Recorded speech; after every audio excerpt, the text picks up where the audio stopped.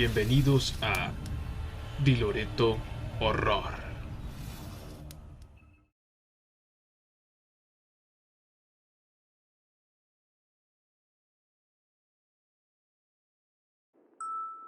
Alimentos de la infancia.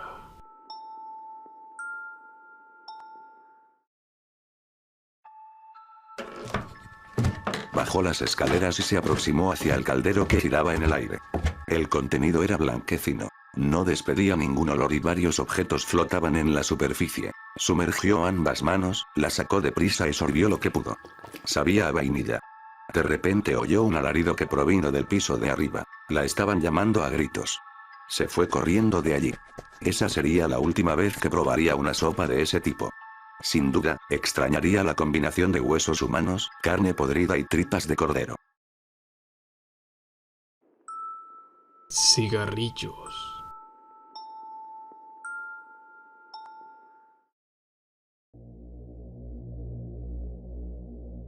Ve hacia algún baño de tráfico congestionado.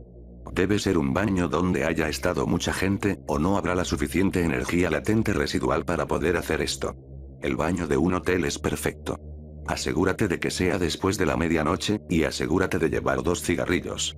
Entre más fuertes sean, más probabilidades de éxito tendrás. Siéntate a obscuras y fúmate uno de los cigarrillos. Asegúrate de que haya un espejo y de que puedas ver tu reflejo siempre.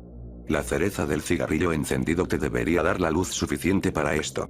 Cuando te hayas fumado más o menos 3/4 del cigarrillo, el cuarto podría estar lleno de humo y tus ojos probablemente se pondrán llorosos, pero no parpadees. No quites la vista de tu reflejo en el espejo por nada del mundo. Si parpadeas, tendrás que comenzar desde cero. Te darás cuenta de que tu reflejo se desvanecerá en la oscuridad. Sin embargo, la cereza del cigarro se separará en 2 ojos rojos.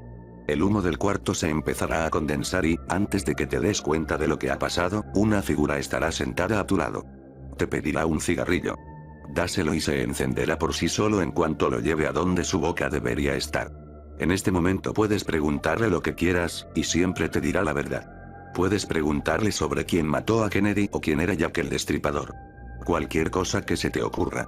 Asegúrate de estar pendiente de cuánto ha fumado del cigarrillo. Cuando esté a punto de acabársele, el humo de cigarro empezará a definir más de sus facciones, haciéndolo más material que etéreo. En ese momento, párate y arráncale sus ojos con un movimiento. La figura será, en su mayoría, humo, así que tus manos atravesarán su cabeza. Si dejas que termine su cigarro, él te atacará, seguramente tomando tu vida. La figura te gritará e insultará, y la mano con la que le arrebataste sus ojos te arderá intensamente. No abras tu mano. Aunque los ojos casi se hayan desvanecido, aún pueden ver. Corre hacia el interruptor de luz y préndelo. Esto desvanecerá a la forma física de la figura y lo regresará a su forma etérea. Abandona el cuarto y espera hasta después de las 3 de la mañana para abrir tu mano. El ardor probablemente será insoportable, pero, si abres la mano, todas las luces de donde estés se apagarán, permitiéndole a la sombra regresar y tomar venganza. Quizás tengas marcas en la palma de tu mano cuando la abras, aunque ya estarán cauterizadas. A partir de ahora, nunca podrás estar en un cuarto a oscuras con un espejo, porque la figura podrá seguirte gracias a las marcas en tu mano. Después de esto, quizás sientas más frío de lo normal, sin importar lo cálido del lugar en el que estés. A partir de ahora, tendrás muchas pesadillas, pero, en ellas, tendrás la habilidad de una especie de sexto sentido. Podrás ver eventos futuros cercanos. Quizás cosas horribles, cosas que solo tú sabrás y que nunca podrás detener. Supongo que es un pequeño precio a pagar por el conocimiento. El niño que nunca lloró.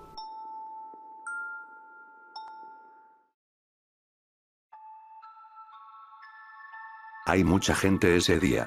Una gran cantidad de personas van y vienen. Aquella mujer, a pesar de su nerviosismo, no sobresale de la multitud. Sostiene un bebé de pocos días de nacido en sus brazos. La mujer parece cansada y se altera con facilidad. Cuando llega al aeropuerto, se da cuenta de que su vuelo se ha retrasado. Desesperada, empieza a caminar de un lado a otro, aunque, por suerte, su bebé no se da cuenta. Los minutos pasan como si fueran horas. La mujer no está del todo consciente de su alrededor, y tropieza con un guardia de seguridad. Es un golpe fuerte, pero logra amortiguar al niño. ¿Está bien, señora?, pregunta el oficial, ayudándola a pararse. La mujer, titubeando, responde que sí. Y se aleja velozmente. Se sienta a esperar. A su lado, una joven intenta sacarle conversación, pero se limita a responderle con pocas palabras. Cuando al fin anuncian que su vuelo está por despegar, se levanta apresurada y se dirige a su respectiva plataforma. Entre los guardias asignados a ese andén, se encuentra el mismo con el cual se tropezó. Después de revisar sus cosas, el guardia le pregunta por su bebé. Ella responde nerviosamente que está bien. ¿Puedo verlo un momento? No nos gustaría que su bebé viajara estando herido, ¿verdad? Sin embargo, la mujer insiste con que su niño está completamente bien. Por favor, solo será un momento. No le haré daño. La mujer se queda pensativa por un instante. De pronto, le lanza el bebé al guardia y sale corriendo. A pesar de que el oficial trató de agarrar al pequeño con cuidado, por culpa de los trapos que lo cubrían, lo acabó atrapando desde la pequeña cabeza. Pero el bebé no lloró en ningún momento. Las mantas cayeron al suelo, desnudando a la criatura, la cual tenía una sutura tosca que se extendía de su entrepierna hasta casi llegar a su cuello. Pocos segundos sostuvo el oficial al niño, y eso bastó para que su cuello cediera ante el peso tremendo del resto de su cuerpo. No hubo sangre cuando se desprendió, solo numerosas bolsas de látex pequeñas rellenas de droga. Y aunque el niño nunca lloró, hubo muchas personas que lloraron en su lugar. Me encuentro a mi papá a menudo en el trabajo.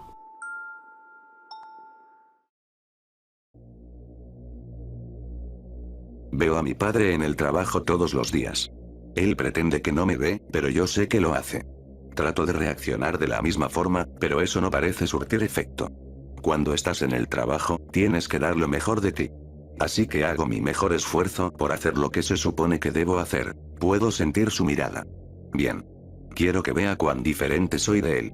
No estoy en tu sombra, soy mi propio ser. Sé lo que se están preguntando. ¿Los demás saben que es mi padre? La verdad, es difícil de decir. Si no lo saben, no tengo ninguna intención por corregirlos. Si lo saben, entonces no hay nada que pueda hacer al respecto. Todos estamos bajo la sombra de nuestros padres durante la mayor parte de nuestras vidas, sea que lo queramos o no. En algunos casos, simplemente sucede que es más evidente. Nuestros padres nos ayudan a definir quiénes somos. Solo es cuestión de si sigues su ejemplo o de si corres tan rápido como puedes en la dirección contraria. Por ejemplo, si tienes un padre adicto a las drogas que acaba de asesinar a una pareja recién casada a quienes encontró varados a la mitad de la carretera, cuando tú apenas tienes 10 años, eso puede hacer que desarrolles la tendencia a perpetuar un tipo de violencia similar. O puede motivarte a que te conviertas en un guardia de prisión, para que te puedas asegurar de que él y otras personas parecidas no puedan herir a nadie más. Llamo para informarle.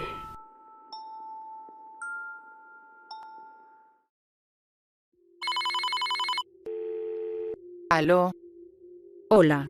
Karen Maitland. ella habla. Discúlpeme por llamar tan tarde. Es solo que conozco a su hija.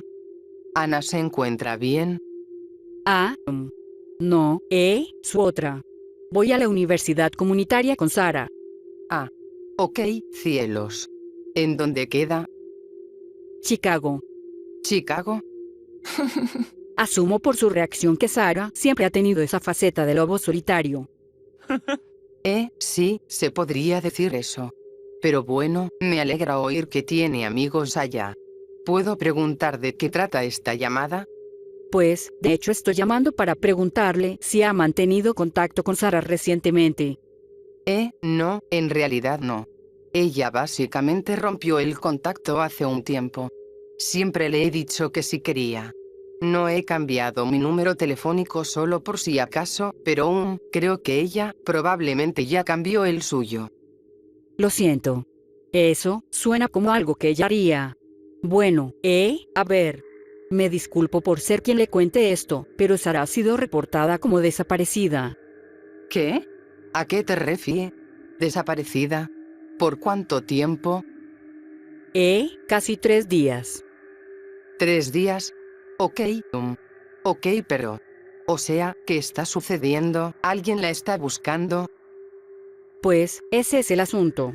No creo que nadie realmente la esté buscando.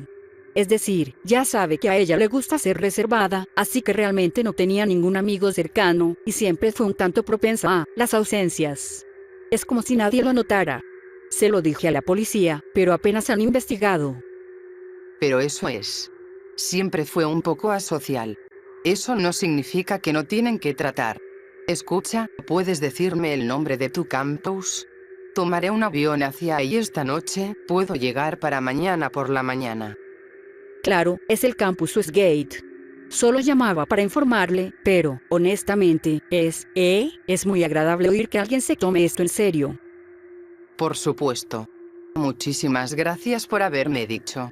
En verdad lo aprecio. No, honestamente soy yo quien debería darle las gracias. He hecho esto unas cuantas veces en el pasado, pero no es divertido si a nadie le importa. ¿Perdón? ¿A qué te refieres? ¿Aló?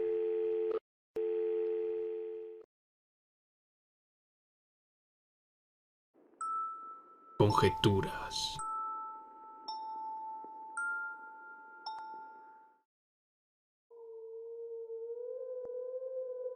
Ahora te voy a retirar la mordaza. Te portarás bien y te quedarás callado, ¿verdad? Asentí, saboreando la sal y el cobre absorbidos en el trapo en mi boca. Había gritado lo más que pude la primera vez que este monstruo me permitió hablar, pero él solo suspiró, decepcionado. Eso fue hace 3 semanas. Te acostumbras a las golpizas rápidamente, a ser torturado. No se lo desearía a nadie, pero es un detalle importante que debes entender cuando te digo que los peores psicópatas jugarán con tu mente, no con tu carne. Podía lidiar con el dolor físico lo suficientemente bien, pero los juegos eran otra historia. Ahora dime, ¿en dónde te gustaría el corte de hoy? Meneó un cuchillo y presionó la punta en su dedo, sacando una gota de sangre. Tragué hueso, rompiéndome la cabeza para recordar la parte del cuerpo con la menor cantidad de nervios. Anda, si no escoges pronto, me veré forzado a decidir por ti. ¿No querrías eso de nuevo, o sí?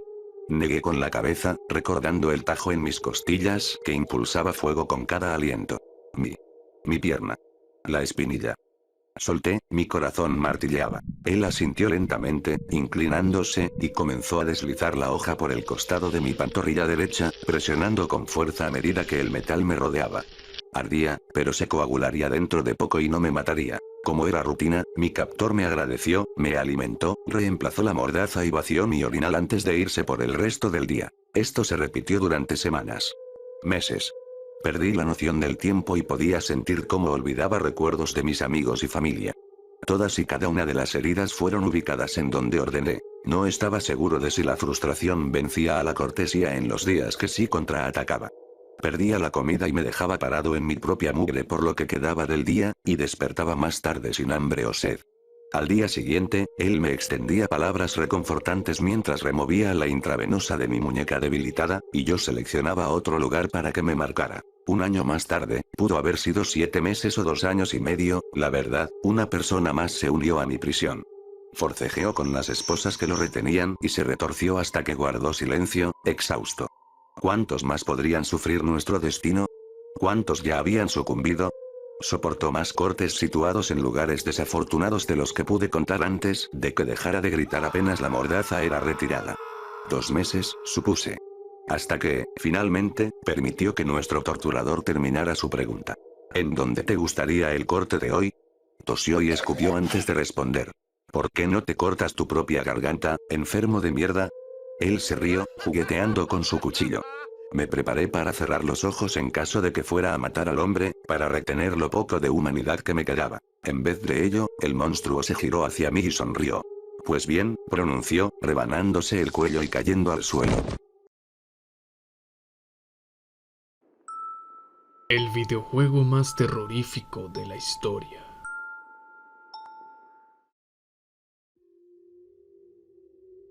Recién terminó de jugar el videojuego más terrorífico de la historia. Ahora bien, escúchenme antes de irse por él, de seguro es una nena que se asusta por todo. No me asusto por videojuegos o películas. He acabado cantidad de juegos de terror y he visto cientos de películas del mismo género. Los únicos juegos que me han asustado un poco han sido algunas partes de Penumbra y Condemned. Todo lo demás se me hizo aburrido. Este juego fue diferente. Muy diferente. No se te da ningún trasfondo de la historia en lo absoluto. Apenas presionas comenzar, se precipita directo al juego. Aún así, pude construir una idea básica de la trama luego de, por fin, haber vencido ese aparato del demonio. Según parece, eres un desquiciado. Nunca se menciona tu nombre, pero puedes deducirlo con solo prestar atención a la pantalla. Por alguna razón, escapaste de fuese cual fuese el cuarto del hospital psiquiátrico al que te recluyeron. El estado trastornado de tu mente ha convertido a los pasillos del hospital en un laberinto oscuro, y la única fuente de luz proviene de las paredes que brillan con un azul espantoso. Se sugiere que tu personaje es un caníbal enloquecido a quien apenas puedes controlar. Puedes forzarlo a doblar en las intersecciones de los corredores, pero nada más que eso. Tu personaje toma todo a su paso e intenta comerlo sin importar lo que sea. Mientras juegas, eres perseguido por varios espectros jodidamente peligrosos. No puedes dañarlos, y acercarte a ellos resultará en tu muerte, en donde el espectro te encierra en su ser y te destroza de adentro hacia afuera, todo armonizado por el ruido inquietante de tu cuerpo siendo triturado. No obstante, puedes ingerir unos objetos extraños escondidos a lo largo del laberinto, los cuales perturban todavía más el estado insano de tu personaje. Te permiten comer a los espectros en un sentido literal. Tu personaje corre directo hacia ellos y los devora de un bocado. No tengo palabras para explicar cuán horrible es este juego, y no quiero arruinarles la sorpresa si lo adquieren. Adelante, vayan y pruébenlo ustedes mismos. Coloquen la palabra Pac-Man en Google. Lo encontrarán a la primera búsqueda.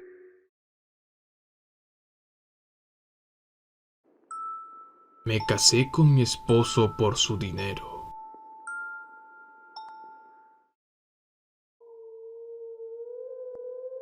Mi esposo no es un hombre hermoso.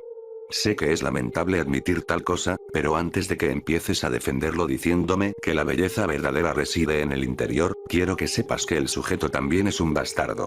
A decir verdad, el aspecto más redentor de la existencia de mi hombre es esa cuenta de banco gorda que me mantiene bien alimentada y viviendo una vida de lujos. Si no fuera por su riqueza, posiblemente sugeriría que no podría gustarle a nadie, menos a mí. Verás, soy bonita incluso para los estándares de una esposa trofeo, y mi marido lo sabe. Me mantengo al corriente con mi apariencia para que John se pueda enfocar en mantenerse al corriente con sus finanzas en vez de preocuparse por sus hábitos alimenticios. Toda relación necesita algunas concesiones mutuas, ¿no? No es mi culpa que no pueda amar a mi esposo. Se lo compenso simplemente con dejarlo tocarme. Es un cerdo absoluto y al parecer también es un monstruo, si es que esa masa enfermiza y retorcida que tiene por mano no fue indicación suficiente.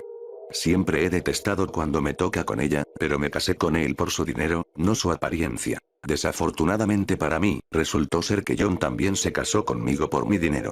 Solía comprarme joyería, pero dicha situación ha cambiado. Relojes, zarcillos y cadenas de oro fueron solo algunos de los regalos exquisitos que dejaba en mi mesa de noche.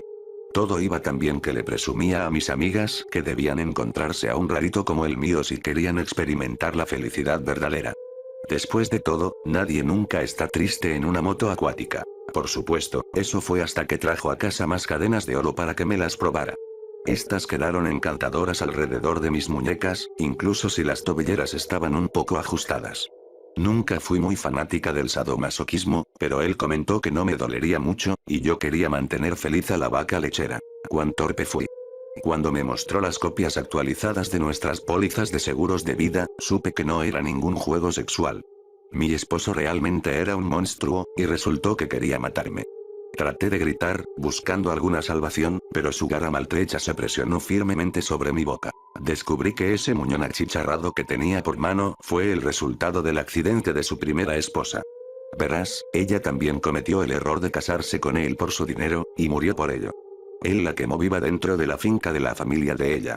Los investigadores del seguro le dijeron que tuvo suerte de haber escapado del infierno rugiente que consumió a su hogar palaciego. Me casé con mi esposo por su dinero y, en otra época, me bañó con regalos. Ahora solo me baña con gasolina. Efectos secundarios.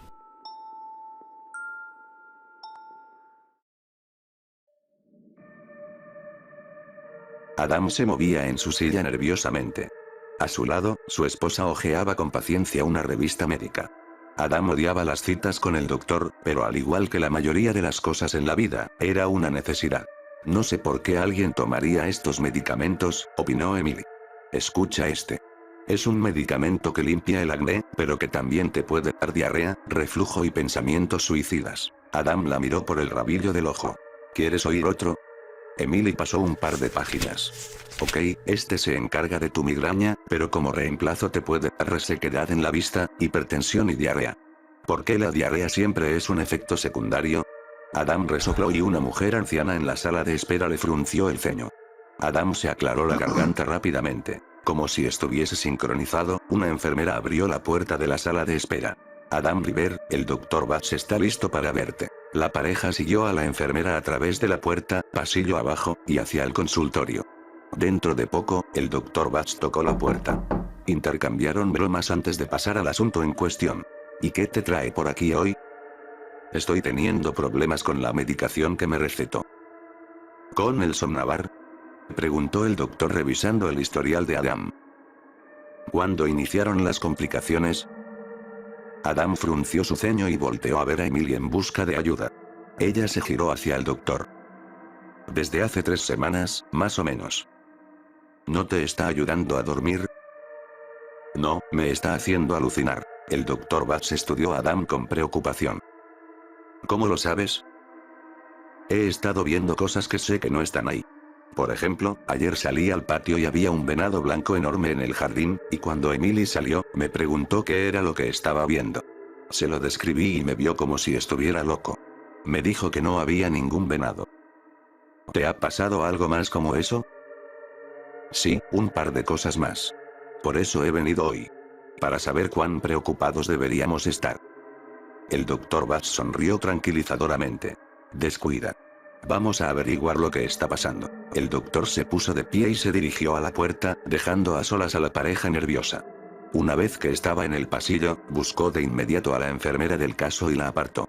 Maura, quiero que canceles la prescripción de Somnavar para Adam River a partir de este momento. Y, por favor, llama a una ambulancia para que se lo lleven al hospital. Enseguida. ¿Qué sucede? La medicación le está induciendo alucinaciones. ¿Alucinaciones de qué? De Emily. Cree que está viendo a su difunta esposa.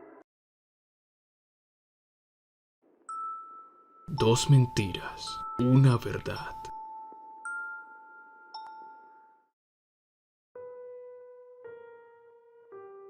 Ben, un amigo de la infancia de Phil, mi novio, cumplió 21 años y organizó una fiesta en la parte rural de Wales, en donde ambos habían vivido hasta que Phil se mudó para asistir a la universidad.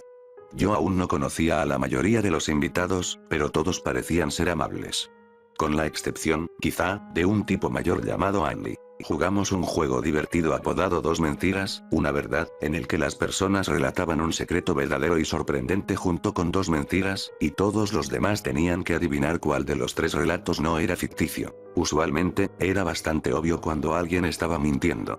Un sujeto declaró que había actuado como el bebé en la película Laberinto, pero el idiota era demasiado joven. Las 3 historias de Andy parecieron reales. Quizá simplemente era un gran narrador. Quizá no. Relató sus historias con tranquilidad y un rostro serio. Cuando era un chico, escalé el camino empinado y rocoso de una playa aislada, en donde conocí a una anciana en silla de ruedas que tenía problemas para andar. Así que comencé a empujarla, pero la silla era necia, como un carrito de supermercado sobrecargado. Golpeamos una roca y la silla rodó, abalanzándose cuesta abajo. Ahí, la anciana cayó en una lengua de arena pequeña, gritando por la ola entrante. Yo entré en pánico y regresé a casa, asustado por meterme en problemas y ella se lo contaba a alguien. No mucho después, estaba jugando en unas dunas de arena cuando encontré a una serpiente verde preciosa. Nunca había visto una, así que me la llevé a casa a pesar de que se retorció en mi agarre por todo el camino. Pero fue demasiado resbaladiza y al final se escapó, arrastrándose al patio de un vecino. Fui demasiado estúpido como para darme cuenta de que era una víbora mortífera. Otro día, estaba jugando en una granja abandonada llena de maquinaria oxidada y basura aleatoria. Llegaron algunos niños y comenzaron a jugar a las escondidillas, pero no dejaron que me les uniera. Una niña me preguntó si había visto un buen lugar para ocultarse. Le sugerí que se metiera en un refrigerador antiguo, en donde nadie nunca la encontraría. Incluso la ayudé a cerrar la puerta con firmeza. Me alejé, demasiado joven como para apreciar que los refrigeradores viejos son trampas mortales. Ahora tengo 40 años. Estas cosas pasaron durante mi infancia idílica aquí en Wales, en donde llegué a conocer a mi colega y amigo, Ben. A pesar de que hubo miradas de asombro, todos amaron las historias de Andy, excepto Phil, quien apretó mi mano a lo largo de la narración. Se había puesto terriblemente pálido. Su voz se estremeció cuando adivinó que el segundo relato era el verdadero. Andy aplaudió y se rió, y hubo varias señales de alivio porque nadie hubiera sido abandonado en una playa o en un refrigerador. ¿Cómo supiste?, preguntó Andy. Porque mi mamá solía usar una silla de ruedas hasta que se ahogó en una playa cuando fue a comprar helado, contestó Phil, con frialdad. Y mi hermana mayor se sofocó en el refrigerador de una granja abandonada. Pero no sucedió cuando tú eras un chico. Esa es la mentira. Porque me recuerdas a un hombre horripilante que vimos rondando por aquí en ambos días.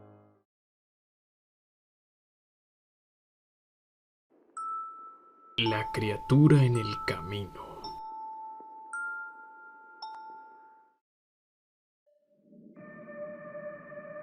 Había una vez un pueblo pequeño y callado en el área rural.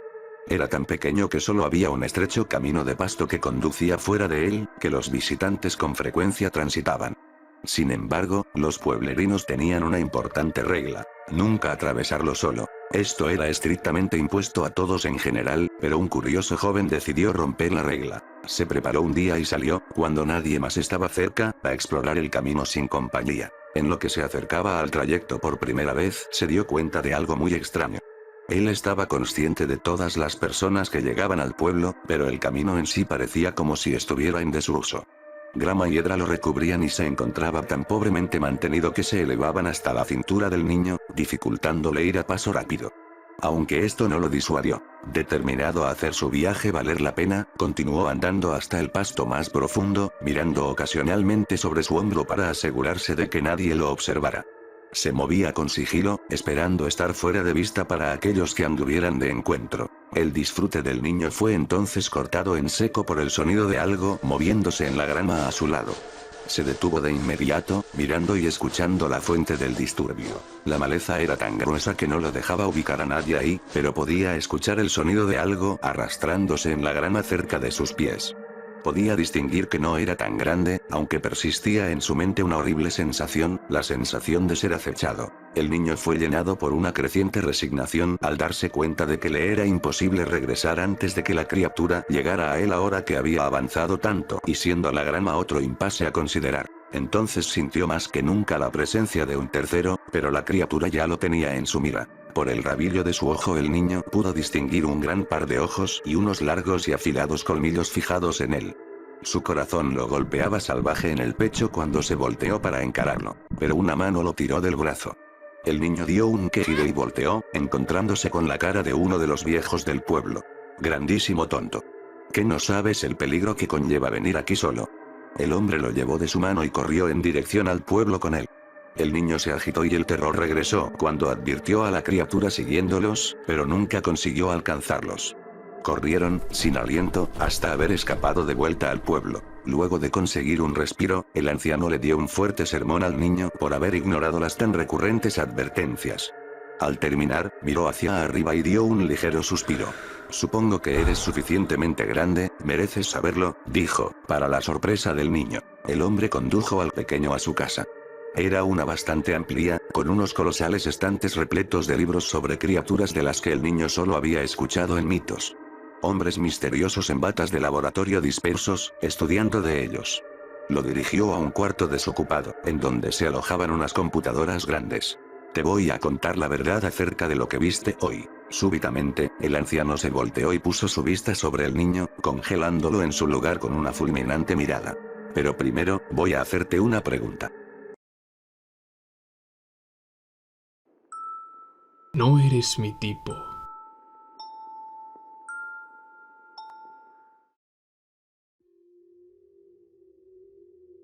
Nos conocemos por Tinder y todo parece ir bien. Pero llega a la cita y no deja de escupir cuando habla y tiene un tic nervioso en sus ojos, los cuales siempre están saltando de aquí para allá. Decido tirar la toalla ahí mismo. Ben, mi amiga me acaba de llamar y está bastante alterada. Él asiente. ¿Necesitas que te lleve a casa? Estaré bien, tranquilo. ¿Te divertiste? No estoy segura de cómo decirlo. Así que le doy mi mejor sonrisa y trato de rechazarlo con amabilidad. He tenido mucho en mente. Quizá nos volveremos a encontrar más adelante. Ben suspira. Tengo algo que no recibirás de los demás chavos. Lo dudo. Y antes de que pueda acotar otra palabra, me levanto y me dirijo al metro. ¿No quieres saber lo que es? Pero lo ignoro y sigo caminando, con la esperanza de que entienda el mensaje. Solo que no lo hace. Me giro y puedo verlo siguiéndome. Tiene una mirada particular en sus ojos, algo que me hace pensar en asesinato. Enfoco mi mirada hacia el frente y trato de encontrar una ranura en la multitud. Ben está lejos, pero aún a la vista. Saco mi teléfono. Mi corazón se agita. Oye, habla Libby. ¿Cómo te fue, bebé? Responde Sarah. Creo que está enojado. ¿Qué? ¿Por qué? Me está siguiendo y se ve mal. ¿Mal? Molesto, digo, dándole un vistazo a la silueta de Ben que se aproxima a través de la multitud. Muy molesto. ¿En dónde estás?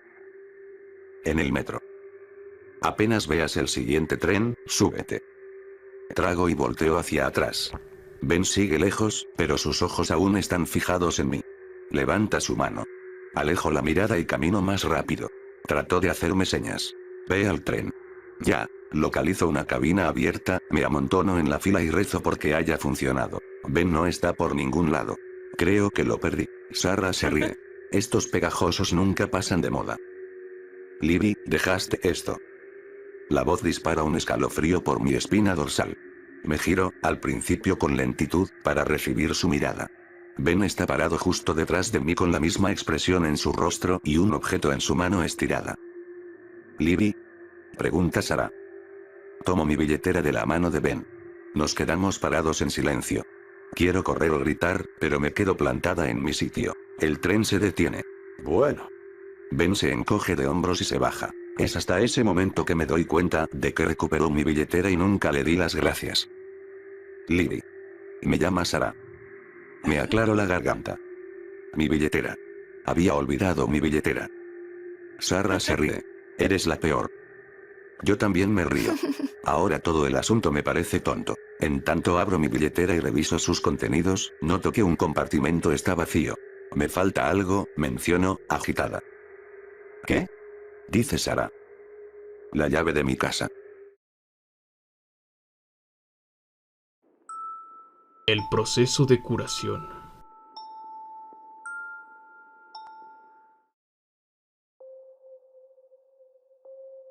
Mi hermana ni siquiera se mueve cuando él entra en la habitación. Sus pasos son silenciosos, pero el aire se vuelve tan frío que veo mi respiración. Mi pequeña hermana tiene escalofríos y se arrima cerca de mí, envolviendo mi cintura con sus pequeños brazos. Deseo que siga dormida. Sé que es alto y delgado, pero eso es todo lo que puedo ver. Mi habitación es tan oscura que todo lo demás se oculta en las sombras. Mi respiración se corta. Está de pie al lado de mi cama. Me observa, el lugar donde deberían estar sus ojos comienza a brillar en un blanco misterioso y vacío. Mirando, sin parpadear. Por último se mueve, levanta su mano y suavemente coloca su pulgar óseo y helado en la parte inflamada de mi ojo izquierdo. Lo acaricia con dulzura. Aún no me muevo. Añade más dedos helados a la caricia de mi cara y suavemente los arrastra por mi mejilla, donde encuentran una vieja cicatriz antes de que él dirija sus dedos índice y corazón a mis labios. La hinchazón ha remitido, pero mi labio aún sigue roto. Su mano abandona mi cara y se dirige a mi brazo. Me agarra la muñeca y tira de ella examinándola. Las marcas hechas a mí misma casi se han desvanecido, pero todavía se ven si uno las busca de cerca. El ruido que surge de su garganta es suave, pero apenas existe la más mínima emoción en ese sentido salvo una extraña mezcla entre diversión y lástima. Delicadamente lo coloca de nuevo en la cama y luego toma mi brazo izquierdo. Ahora aprieta sobre mí dolorosamente, pero no hago ningún ruido porque mi hermana aún permanece dormida. Y eso es todo lo que importa. Gorjea riendo mientras arrastra sus dedos fríos sobre mis cortes abiertos y que aún sangran a través de las vendas hechas a toda prisa que puse sobre ellos. Pero estos cortes son diferentes de los otros. No se hicieron en un ataque de rabia o en un momento de debilidad egoísta cuando me olvidé de mi hermana y deseaba mi muerte. No, estos nuevos cortes son preciosos. Están hechos con cuidado y decoran mi brazo con bellos diseños rojos de ojos llorando, estrellas de 5 puntas, números y símbolos que no entiendo y que ni me molesto en entender. Lo que he hecho no tiene diferencia. Lo único que importa es que ha funcionado. Sus labios se abren y veo una boca llena de afilados dientes amarillos sonriéndome. Se inclina más cerca de mí hasta que sus labios tocan mi oreja. Helado, mucho frío, lento o rápido. Su voz es suave y susurrante, pero todavía oigo la diversión y lástima mezclada con cada palabra. Miro a mi hermana. No puedo ver sus contusiones más recientes en la oscuridad, pero sé que están ahí, lento. Susurro. Se ríe de nuevo y abandona mi habitación. Escucho a mis padres gritar. Sonrío, abrazando más fuerte a mi hermana. El hombre cuántico.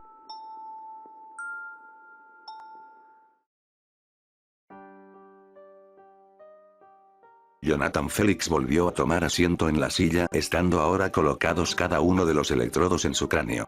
Se encontraba sumergido en una de las investigaciones científicas más costosas del mundo, y hoy se consumarían los esfuerzos suyos y de muchos otros. La meta del proyecto era abrir la mente del ser humano y permitirle percibir las dimensiones espaciales que están por encima de las tres primeras. El resultado todavía era un punto de consternación, pero se sospechaba que, de ser exitoso, un individuo sería capaz de estudiar todos los posibles universos que podrían crearse a partir de sus propias acciones, y escoger el que deseara seguir. Una persona cuyas acciones serían perfectas, pues ya habría previsto los resultados. Félix, joven y persistente, se anotó de inmediato a la oportunidad. Apenas en sus 20 y brillante en el campo de la mecánica cuántica, estaba saboreando la dicha de aplicar las facetas teóricas de su obra a un medio físico. Hizo un ademán de inicio a los técnicos tras el vidrio de seguridad y activaron la primera fase de la máquina. Félix dijo, a través del micrófono. Si he visto más allá que otros, es porque he puesto un pie sobre el hombro de los gigantes. El remedo era la más grande forma de halago, pensó con una sonrisa. La silla se reclinó hacia atrás, quedando a manera de una mesa, y una gran cúpula bajó, rotando, hasta cubrir la totalidad de su cuerpo. Tenía una compleja estructura cristalina revestida en el interior. Félix se concentró en las facetas del cristal y notó pronto cómo este empezaba a mutar, variando en formas que su mente no podía procesar. Su vista fue empañada bruscamente con destellos de luz y su cuerpo convulsionó de forma violenta. Al leer sus signos vitales en la sala de control, los ingenieros detuvieron la operación enseguida. Un médico se apresuró a revisar a Félix y estaba contento de sentir un débil pero constante latido. Minutos después, Félix volvió en sí. Miró al médico y se sobresaltó al percatarse de dónde estaba. ¿Qué pasó? No siento nada diferente. El médico sonrió y le dio unas palmadas en el hombro. Cualquier aterrizaje del que puedes salir caminando, es un buen aterrizaje, ¿no? Se volteó para regresar a la sala de control, enredó su tobillo entre los cables esparcidos por el suelo, tropezó y estampó su frente en la esquina de la mesa. Su cabeza se torció en un ángulo repulsivo. De nuevo, se volteó para regresar a la sala de control, enredó su tobillo entre los cables esparcidos por el suelo, tropezó y, con un ágil movimiento, fue tomado desde atrás por Félix, deteniéndolo a centímetros de la esquina de la mesa. Félix vomitó y colapsó. Sus manos temblaban. Se dio cuenta de que había percibido dos universos y seleccionó activamente el que deseaba. Le sonrió al médico. Lo hice. Puedo verlos todos. Su rostro palideció. Vio dos universos más, tan diferentes y vívidos como los anteriores. Sucesivamente, un tercero, cuarto y quinto irrumpieron en su mente. Veía todas las alternativas posibles. Su mente empezó a fatigarse. Félix tomó al médico y, en un acto de furia innatural, hundió sus pulgares en los ojos del hombre. De nuevo, Félix desvió su mirada al techo y comenzó a gritar sobremanera, rehusándose a parar aun cuando burbujas de sangre escurrieron por el borde de su boca. De nuevo, Félix se apoyó en la pata de la mesa y cabeceó la esquina de la misma con vigor, logrando fracturar su cráneo con el cuarto golpe. De nuevo, Félix se sentó en el piso experimentando todos los males potenciales de los que era físicamente capaz. Su cuerpo se sacudía y sollozaba, despavorido. Aló al médico de la corbata quedando cara a cara con él. Demasiado. Es demasiado. Sus ojos quedaron en blanco, tornándose amarillos y marchitos en cuestión de segundos en tanto su cabello era despojado de color. Félix, en sus últimos momentos, se volvió consciente de una magnitud de universos que caían sobre él y tenía que pasar por cada uno de ellos. Su agarre desistió y su mente se perdió en el abismo. De nuevo.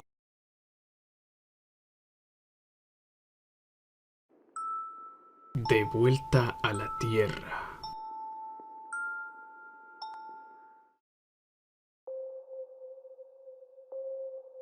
Creo que este podría ser el final. Para nosotros, al menos. Humanos, y todo lo que hemos logrado. Se me ha dado suficiente tiempo para pensar en ello desde la última vez que vi el sol. No es el fin del mundo, pero sí de nosotros. Supongo que comenzó hace casi un mes, aunque puede ser más. Solo puedo sacar conclusiones de los relojes que tengo esparcidos alrededor de la casa, y han estado fluctuando en la hora que marcan desde hace un tiempo. En fin, me desvío del punto. Salió en las noticias. Un crucero se hundió por ninguna razón aparente. No estaba dañado, solo fue cayendo directo hasta abajo. De ahí en adelante, se volvió un fenómeno. Todo en el agua se estaba hundiendo. Plataformas petroleras desaparecidas, personas bañando en el mar siendo arrastradas hasta el abismo. Nadie parecía ser capaz de explicar la causa. Era bizarro, ya nada flotaba. Esto saturó las noticias por un par de días hasta que simplemente se volvió amenazador. Fue durante un reportaje que cambió para peor. La emisión tomaba lugar en una playa, un reportaje en directo sobre los extraños eventos. Estaban reciclando las mismas preguntas que nos habíamos hecho desde que todo comenzó, cuando el pánico pareció invadir la expresión de la reportera. Gritó en lo que la cámara se inclinaba para abajo. Sus pies estaban hundidos en la arena hasta la espinilla. Recuerdo pensar, incrédulo, que nos estaban jugando una broma pesada, hasta que la cámara cayó al suelo. Los siguientes 10 y tantos segundos no solo mostraron a la reportera hundiéndose en la arena, sino a todos. El equipo entero del noticiero que había ido a cubrir la historia. La toma de terror, gritos y personas hundiéndose acabó tan pronto como la cámara fue engullida por la arena. Se siguió tratando el tema después de eso, pero no había mucho que decir. Algunos culparon a los sumideros por lo que pasó en la playa, mientras que otros argumentaban contra esta teoría desde la seguridad de su estudio. Pero ya no tenía sentido escucharlos. Era más fácil asomarse por la ventana. Las calles estaban desoladas. Todos temían ir afuera y se quedaban dentro de sus hogares. Los caminos y el pavimento eran absorbidos por grama y tierra. Señales de tránsito y semáforos siendo consumidos por las plantas. Casas también. Algunos trataron de huir, saltando de techo en techo, buscando terrenos más altos. Los rascacielos se habían convertido en refugios para la mayoría. He hecho tan solo un viaje por los tejados, un intento por conseguir provisiones de una tienda cercana, pero hacía mucho que fue saqueada. Ya teníamos presente toda la evidencia necesaria para saber qué tan mala era la situación. Es fácil estar en negación frente a algo como, lo que sea que eso fuera, hasta que en realidad comienza a afectarte. Cuando regresé a mi casa, noté algo. Mi auto se había ido. Bueno, casi. Se podía ver el techo del vehículo asomándose sobre la tierra. Aunque no solo mi auto, todos en la ciudad. Los más grandes todavía resaltaban, solo estando parcialmente dentro, y siempre consumiéndose de igual manera. En cuestión de unos pocos días, todo en mi primer piso se había hundido. Me las ingenié para bloquear las ventanas y puertas y que así no reventaran por la presión de toda esa tierra. Pero ahora no era más que una celda. Un mausoleo. No un lugar donde quisiera estar. Pasé la mayor parte del tiempo en la alcoba de la segunda planta con la mirada puesta sobre el hostil mundo de afuera. Mi vecino murió ayer. Cayó de su techo y fue tragado por la tierra. No es la primera persona que perdemos así, pero lo que lo hizo notable fue cómo cayó. Trataba de impedir que su perro saliera al tejado. El can se encuentra bien, o eso asumo. Salió corriendo. Ellos no son afectados, los animales. Este mal está reservado para nosotros. Hacer un descubrimiento tan nihilista como ese fue más de lo que pude soportar. Todo era una jodida pesadilla. Bebí con tanto exceso que caí inconsciente por lo que quedaba del día. Cuando desperté, con dificultad podía ubicarme en esa densa oscuridad en la que me encontraba. Encendí todos los interruptores de luz y fusibles, pero la energía se había ido. Tomé una linterna de mi caja de herramientas y recorrí la casa, ignorante de lo que pasaba. Al llegar a mi alcoba, lo vi, el último vestigio de luz natural que advertiría. Me obligué a creer que era de noche y que había dormido todo el día en un coma alcohólico. Para cuando avancé a la ventana, la luz desapareció. Estaba bajo suelo. Traté de salir, escarbando por horas a través de la tierra que no dejaba de llegar, sin resultado. No sé cuánto más podré permanecer aquí. En esta enorme tumba. Tengo suficiente comida y oxígeno, y hasta conseguí alumbrar un poco con algunas candelas y una cajetilla de fósforos. La linterna murió hace un tiempo, pero este es nuestro destino. El destino del ser humano. Nuestro regreso a la Tierra. Inhumano.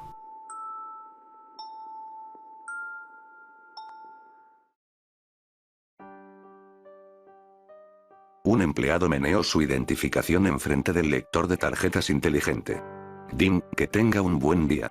Pronunció la voz robótica femenina por centésima vez esa mañana. Ella, si es que se le puede asignar un sexo a la inteligencia artificial, era parte de un gran sistema de monitoreo inteligente. La IA no solo rastreaba las llegadas y salidas de los trabajadores, también monitoreaba la transmisión de las cámaras de seguridad e incluso se aseguraba de que la temperatura en el atrio siempre se mantuviera templada a 26 grados. Un hombre, vestido con un traje arrugado y corbata, y con un aspecto mucho más agotado que los demás, entró al edificio.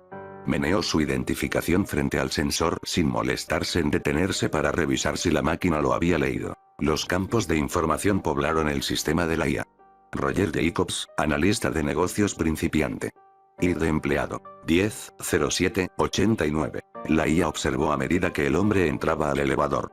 Apretó el botón para el 7º piso sin despegar el maletín de su pecho en ningún momento. Se bajó en su piso, lanzando un saludo para la secretaria en tanto pasaba a su lado. Ella lo ignoró. Cabizbajo, se abrió camino hacia una oficina poco más grande que un armario. A pesar de que la IA no tenía cámaras en la habitación como tal, tenía una visión parcial del escritorio cuando la puerta era abierta. No había ventanas y una lámpara de techo fluorescente parpadeaba sin cesar. El efecto resultante era el de una habitación que se sumergía y emergía de la oscuridad. El hombre se acomodó en su escritorio y encendió la computadora. Sus ojos se mecían de derecha a izquierda, leyendo líneas de texto que la IA desconocía. Pareció que el rostro del hombre comenzó a tensarse, proyectando un abatimiento más y más arraigado. Hundió sus manos en el poco cabello que permanecía en su cabeza. Sus hombros se estremecieron con una emoción descontrolada, pero, después de un minuto, pareció que una tranquilidad se asentó en él. Apagó su computadora, se levantó de su silla y agarró su maletín. Sosegado, salió de su oficina, pasando a un lado de la secretaria una vez más. Su boca se movió, más formalidades, pero la mujer no volteó a verlo. En vez de los elevadores, el hombre se dirigió al centro expuesto del edificio. Desde los barandales de vidrio que rodeaban cada piso, se podía ver la totalidad del atrio, hasta arriba, en el 5º piso, y hasta abajo, en el nivel de entrada estilizado con mosaicos intricados. El hombre se tomó un momento para aplanar su corbata. Tras pararse en una banca vacía, se montó sobre el barandal. Con el maletín aún aferrado a su pecho, dio un paso hacia la nada. Por algún giro del destino, justo antes de que su cuerpo fuera recibido por el suelo, cayó a un lado de uno de los lectores de tarjetas instalados en la pared. El pitido familiar acompañó al crujido enfermizo de huesos, y a pesar de que la IA deseó que pudiera reprimir las palabras, su configuración no se lo permitió. Que tenga un buen día. Las primeras palabras del bebé.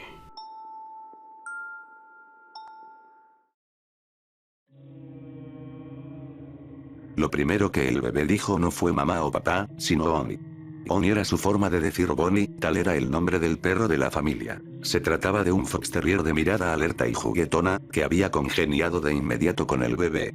Dejaba que el niño lo acariciase y le tirara de las orejas o del pelaje. Incluso le enseñó a caminar, porque el bebé dio sus primeros pasos aferrado al lomo del animal. El padre había sacado varias fotos y siempre reía con su mujer recordando aquellos buenos momentos. Por eso, cuando Bonnie murió atropellado en la calle por un coche, la madre se preocupó, pensó que el bebé echaría de menos al perro, aunque el hombre lo desestimó de inmediato. Tiene apenas un año, no se dará cuenta de nada. Luego fue al patio trasero, extenso y repleto de vegetación, y comenzó a cavar la tumba del perro.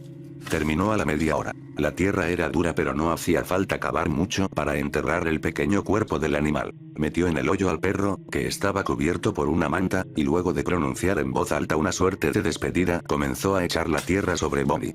Horas más tarde, mientras veía un partido por la tele, escuchó que su hijo en el patio decía Oni, Oni, y reía a carcajadas. Salió de la casa para mirar, creyendo que el niño repetía la palabra por costumbre. Pero se quedó helado al ver a su hijo caminando al lado del perro, que tenía el pelaje manchado de barro y renqueaba de una forma muy rara.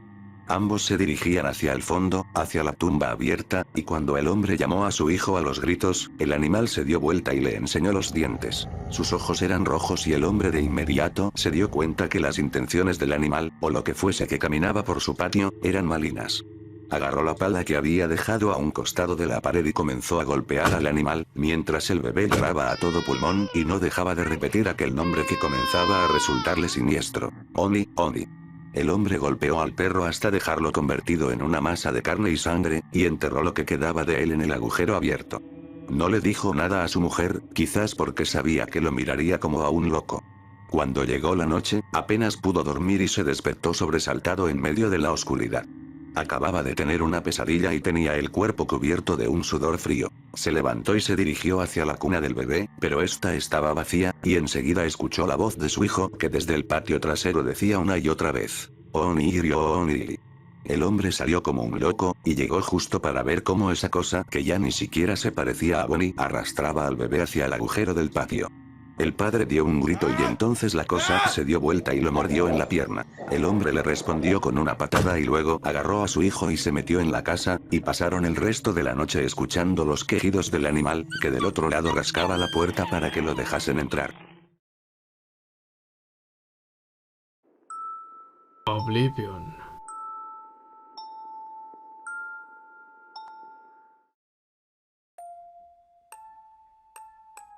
Sus ojos se abrieron de repente. La grisácea claridad de una luz que parecía venir de todas partes hirió sus pupilas. ¿Cuánto tiempo llevaba dormido? No lo sabía con certeza. Su cabeza daba vueltas y sentía los miembros entumidos. Dios, qué frío tan horrendo lo invadía. Se incorporó, lentamente, y miró, confundido, la habitación en la que se encontraba. ¿No era ese su cuarto de siempre, su lugar seguro? No sabía bien cómo, o por qué, pero las cosas se veían diferentes. Caminó, lentamente, hacia la puerta. La puerta. ¿Dónde estaba la puerta? El muro desnudo parecía burlarse de su desconcierto. En su lugar, estaba un espejo. El mismo espejo que lo vigilaba al dormir. No te mires, pensó. Hagas lo que hagas, no te mires. Casi inmediatamente, se rió con nerviosismo de su temor. ¿Por qué no habría de verse en el espejo? ¿A qué podría temerle? Solo era su reflejo, ¿no? Y, sin embargo, no lograba reunir el valor de hacerlo. De alguna manera, sentía que no le iba a gustar lo que vería. Todo era tan diferente. Todo lo que lo rodeaba era extraño, como si, por un segundo, casi no pudiera reconocer su propia casa. El hogar que tanto amaba. Intentó frotar sus manos vanamente para mitigar el frío terrible que lo invadía. Quizá, calculó mientras se acercaba con pasos vacilantes hacia el gran espejo ovalado que semejaba las fauces de alguna bestia descomunal. No. Se escuchó gritarse a sí mismo. El sonido feroz, casi gutural de su propia voz lo sobresaltó, segundos antes de escuchar el estruendo. ¿Qué había sido eso? Sintió cómo, lentamente, el terror profundo a lo desconocido lo invadía en oleadas frías, paralizándolo. Ahí estaba de nuevo. Rumores, ruidos indeterminados se escuchaban por doquier, semejantes a arañazos detrás de las paredes, o al martilleo incesante de un centenar de dedos acechándolo a través de las ventanas. Por el rabillo del ojo creía ver rostros difuminados en movimientos sinuosos. Criaturas aformes que se aproximaban hacia él con grandes muecas, sonrisas vacías que lo llenaban de espanto. Sentía manos que rozaban su espalda erizando sus cabellos. Le parecía escuchar la respiración pesada de alguien, o algo, que lo espiaba. Así había sido por demasiado tiempo. Más del que podía recordar. Y ese maldito frío. Cerró los ojos, apretó los dientes e intentó distraerse. Cubrió sus oídos con las manos y comenzó a hablarse a sí mismo en voz alta, tratando de recuperar la calma. Había funcionado. Las imágenes aterradoras se habían marchado. No había más ruido que el sonido temeroso de sus propios pasos, avanzando, trastabillando por el pasillo. Sin apenas saber cómo, había logrado salir de su habitación. Aquí afuera el frío había menguado, haciéndose más sutil. Pero el brillo mortecino de la luz que se colaba suavemente por debajo de las puertas y a través de las rendijas formaba sombras y siluetas en las paredes que hacían que un sudor helado y viscoso le empapara la frente y el cuello. Tuvo la sensación de que no estaba solo. Una corriente de aire repentina agitó con violencia las cortinas, llamando su atención hacia el ala de la casa que se hundía más en la penumbra. Un extraño resplandor provenía de aquel rincón. Se acercó conteniendo el aliento, con los músculos tensos, los ojos vidriosos y en la lengua una extraña sensación pastosa. Y entonces los vio. Los seres que lo habían estado atormentando desde hace tanto tiempo, esos demonios, esas criaturas de sus pesadillas, causantes de aquel frío abismal que le calaba hasta los huesos. Estaban reunidas frente a él, haciendo un corro alrededor de una mesa, entonando a una sola voz, con monotonía, esas odiosas palabras que le habían robado el sueño. Padre nuestro, que estás en los cielos, santificado sea tu nombre. Bendice, Señor, esta casa, aleja de ella al espíritu que perturba a los que tienen aquí su hogar, llévatelo lejos a que pague sus culpas y deje en paz a las personas que aquí moran. Amén. Su vista se nubló y una intensa sed de sangre se apoderó de todo su ser. ¿Con que querían echarlo de su hogar, de su refugio? Esta vez, era hora de actuar. Ya veremos, susurró mientras avanzaba flotante y furioso hacia ellos con una fina sonrisa en sus labios. El resto fue rápido. Esas criaturas eran tan frágiles. Un poco de fuerza aquí, un movimiento certero acá, y sus cuellos se rompían como delicadas ramas.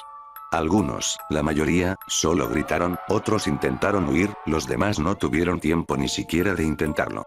Sencillamente eran demasiado torpes como para entender lo que estaba pasando. Un montón de cuerpos apilados eran los mudos testigos de la masacre. Ah, qué bien se estaba. Cuánta tranquilidad. Ya no había miedo, no más sombras amenazadoras en las paredes, ni ruidos que perturbaran su descanso. El frío también se había marchado.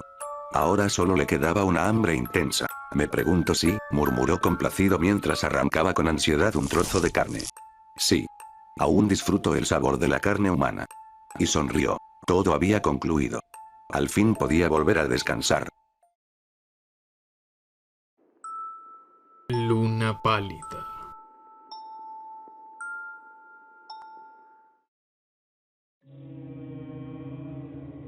En la última década y media, se ha vuelto infinitamente más fácil obtener exactamente lo que se busca con solo un par de tecleos. El Internet ha simplificado demasiado el uso de un ordenador para cambiar la realidad.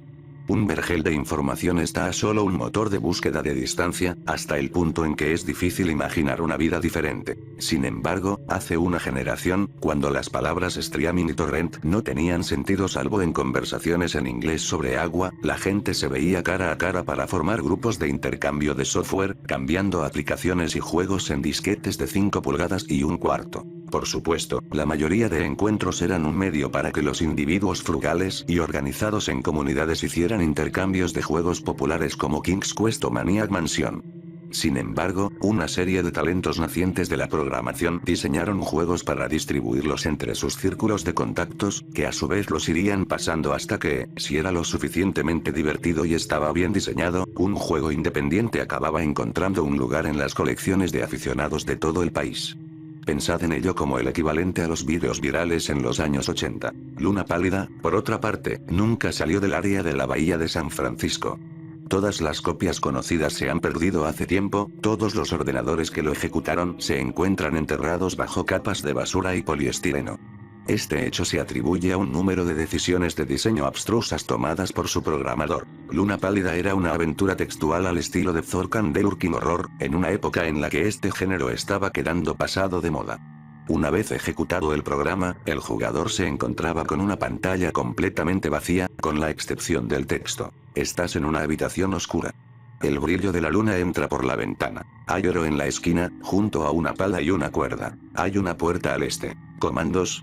Así empezaba el juego, que el escritor de un fanzine perdido hace tiempo describía como enigmático, sin sentido y completamente injugable. Los únicos comandos que el juego aceptaba eran coger oro, coger pala, coger cuerda y veste, y el jugador podía encontrarse después con lo siguiente. Cosecha tu recompensa. Luna Pálida te sonríe. Estás en el bosque. Hay caminos al este, norte y oeste. Comandos. Lo que enfureció rápidamente a los pocos que lo jugaron, era la naturaleza confusa y llena de fallos de la segunda pantalla. Solo una de las direcciones era la correcta. Por ejemplo, en esta ocasión, un comando para ir a cualquier dirección que no fuera norte llevaría al bloqueo del sistema, obligando a reiniciar el ordenador entero. Más allá de eso, las pantallas subsiguientes parecían limitarse a repetir el texto, con la única diferencia de las direcciones disponibles. Peor aún, los comandos habituales de las aventuras textuales parecían ser inútiles. Los únicos comandos aceptados no relacionados con el movimiento eran usar oro, lo que provocaba que el juego mostrara el siguiente mensaje. Aquí no. Usar pala, lo que mostraba. Ahora no. Y usar cuerda, que escribía. Ya has usado eso. La mayoría de los que lo jugaron, superaban un par de pantallas antes de hartarse de reiniciar su ordenador y tiraban el disco por ahí, describiendo la experiencia como una farsa programada chapuceramente. Sin embargo, hay una verdad universal sobre los ordenadores, sin importar la época. Algunos de sus usuarios tienen demasiado tiempo libre en sus manos. Un joven llamado Michael Nevins decidió ver si había más en Luna Pálida de lo que se veía a simple vista. 5 horas y 33 pantallas superadas a base de ensayo y error y desenchufes después, finalmente consiguió llegar a una pantalla que mostraba un texto diferente. Luna Pálida sonríe ampliamente. No hay caminos. Luna Pálida sonríe ampliamente. El suelo es blando. Luna Pálida sonríe ampliamente. Aquí, comandos. Pasó otra hora hasta que Nevins diera con la combinación de comandos correcta que le permitió avanzar aún más. Cavar hoyo, tirar oro y tapar hoyo. Esto hizo que la pantalla mostrara 40, 242, 48.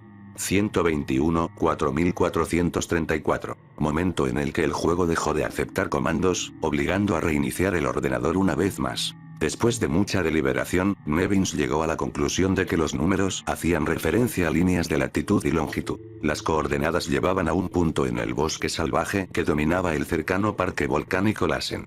Ya que poseía mucho más tiempo libre que sentido común, Nevins juró ver la conclusión de Luna Pálida. Al día siguiente, armado con un mapa, una brújula y una pala, navegó por los caminos del parque, observando impresionado que cada giro correspondía con los que había tomado en el juego. Pese a que al principio se arrepintió de cargar con la herramienta de cavar, la similitud del camino no hizo más que confirmar que su viaje terminaría con él cara a cara con el tesoro enterrado del excéntrico programador. Sin aliento después de la complicada lucha con las coordenadas, se encontró agradablemente sorprendido dando tumbos por un camino de polvo suelto. Cavando tan emocionadamente como él lo hacía, sería comprensible decir que se sorprendió mucho cuando sus pesados golpes desenterraron la cabeza en estado de descomposición avanzado de una niña de cabello rubio. Nevin informó rápidamente a las autoridades. La chica fue identificada como Karen Paulsen, de 11 años, cuya desaparición fue denunciada 1 año y medio atrás en el Departamento de Policía de San Diego. Se llevó a cabo una investigación para encontrar al programador de Luna Pálida, pero el área gris y anónima en la que los círculos de intercambio de software operaban llevó irremediablemente a multitud de caminos sin salida. Se sabe que los coleccionistas han ofrecido verdaderas fortunas por una copia de Luna Pálida. El resto del cuerpo de Karen nunca fue encontrado. Ouija.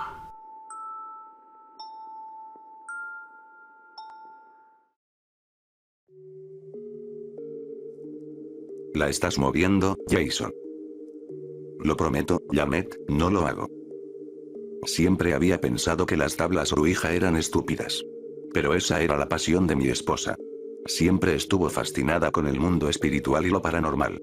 A mí no me podría importar menos. Hasta aquella noche. Habíamos invitado a un par de amigos, Stacy y Derek, a quienes conocíamos desde que éramos adolescentes. 26 años de amistad se habían reducido a eso. ¿A una tabla Ouija? Janet insistió con que jugara con los ojos vendados. Estaba convencida de que yo movía el puntero. Así que accedí. No tenía nada que esconder. ¿Cuántos dedos estoy levantando, Jason? Preguntó Derek. ¿En serio? No tengo idea, hombre. Bien. Hagámoslo, anunció mi esposa. Hicimos muchas preguntas, y todas fueron recibidas con respuestas simples y breves. Aparentemente, estábamos hablando con una chica de 6 años que fue secuestrada y llevada a esa casa hace 50 años para ser asesinada. Esto da miedo, dijo Janet. Leí sobre ello cuando compramos la casa. Fue apuñalada aquí mismo. Patrañas, le dije. Es verdad. La he visto, Jason. La vi rondando por los pasillos hace un par de noches. No fue ninguno de los niños, porque revisé y ambos estaban dormidos. Eso es aterrador, concordó Stacy. Ni loca seguiría viviendo aquí después de algo como eso. No puedo evitarlo. Amo esta casa, explicó mi esposa entusiasmadamente. ¿Podemos volver a esto?, pidió Derek, claramente molesto. Preguntamos cosas como ¿estás aquí ahora? ¿Y eres buena o mala? Pero la respuesta a la última pregunta nos inquietó a todos. ¿Qué quieres de nosotros?, preguntó Stacy. Fue entonces cuando llegó el mensaje largo. Arranqué en el cuchillo de mi espalda. Me saqué la venda rápidamente. Mi esposa gritó aterrorizada, y a Derek y Stacy se les fue el color de sus rostros. Mierda. Esta cosa no tiene buenas intenciones. Pero fuiste tú la que quiso que jugáramos. No me importa, Jason. Chilló. Sácala de aquí. Y lo hice, pero no sin antes partir la tabla en 4 pedazos. La tiré en el basurero de afuera, nos despedimos de Stacy y Derek, y nos fuimos a la cama. Me desperté a la mañana siguiente ante más gritos de mi esposa. Jason. El espíritu sigue aquí. Me refregué los ojos y me senté en la cama. ¿De qué estás hablando? Me agarró del brazo y me arrastró hacia afuera, al pórtico. Mira. Y ahí estaba, la tabla ouija de la noche anterior, recostada en el pórtico y reensamblada. Mi esposa sacudió sus brazos por el aire dramáticamente. Ya no me quiero quedar aquí. Voy a llamar a mis padres y nos quedaremos con ellos hasta que encontremos otra casa. Y fue así como nos mudamos. Al final, encontramos otra casa, una con más espacio y garaje incluido, en donde podía poner mis herramientas. Mucho mejor. Han pasado 20 años, y nunca le conté a mi esposa que podía ver a través de la venda o que reemplacé la tabla y dejé la nueva en el pórtico. Nunca quise comprar aquella casa. Reentrada.